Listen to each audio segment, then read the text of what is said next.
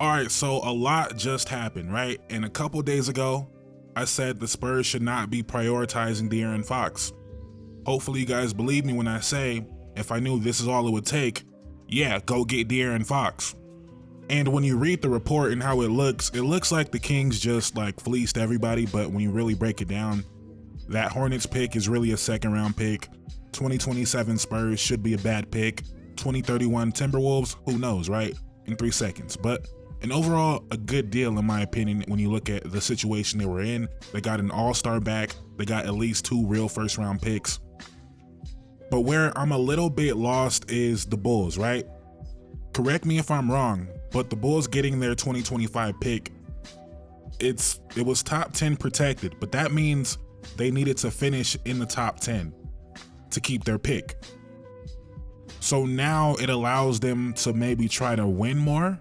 Is that the goal? Now they could be a top, right? Am I reading that wrong? Because in reality, the Bulls control that. The Bulls just traded Zach Lavine. They can trade Vooch and they can guarantee themselves a top 10 pick.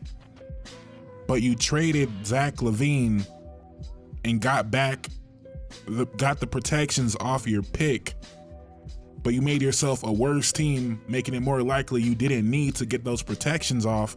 Am I missing something? All they really traded for was Zach Collins, Trey Jones, Kevin Huerter, and the right to chase the plane. That's really all they traded for.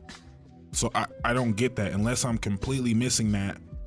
And when you think about it, the Spurs just got De'Aaron Fox.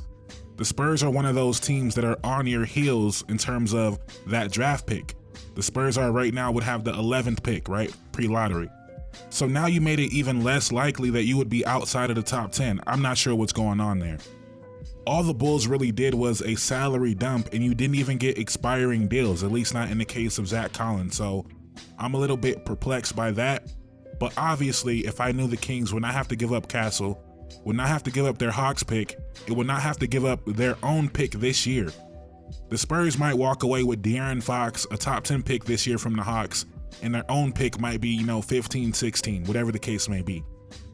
That's crazy.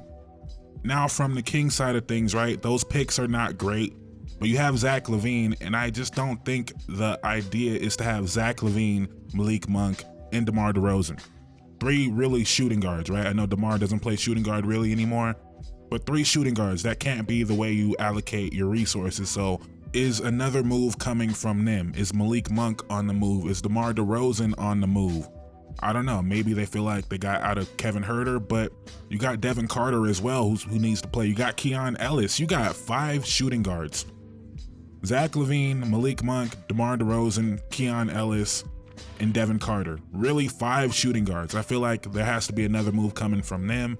And then the other side of it is a team like the Warriors. You look at that deal, you look at what the Bulls got for Zach Lavine, there's no way the Warriors couldn't have beat that. So what is their move? I just seen a report from Windhorst that a deal between Miami and the Warriors is unlikely because Jimmy Butler told them he doesn't want to re-sign there. That might be fine with the Warriors though. The Warriors might say, cool, we don't care. We'll take you this year, and if you opt in next year, whatever. I don't really know. I don't know what the Warriors' plan is, but you got to think they have a plan because they could have got Zach Lavine right now. If that's what he went for, the Warriors could have got him. A lot of teams probably could have got him. So I'm going to keep it short and sweet because we don't know what's going to happen. But again, I know people are going to go watch that video I posted saying the Spurs should not trade for De'Aaron Fox. Go ahead and run up those views for me. But hopefully you guys know there was no way I thought they could get De'Aaron Fox without giving up Stephon Castle and or that Hawks pick. That's crazy. But I think a lot more is about to happen. I think all these teams that just made moves are candidates for more moves, right? I think the Mavs might make another move. Speaking of the Kings, I feel like they can go get Malik Monk. That might be a great fit. I don't know what the Mavs are doing, right? But they got a good team and they need another creator. I could see Malik Monk on the Mavs. I could see DeRozan on the Mavs, honestly.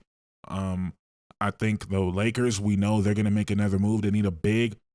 And this Kings team, again, 5 shooting guards, really seems like they would be making another move. So we shall see. We shall see. Would not surprise me if we get another breaking news deal in a couple hours because things are crazy right now. But thank you guys so much for watching. Please drop a like. Please comment. Please subscribe.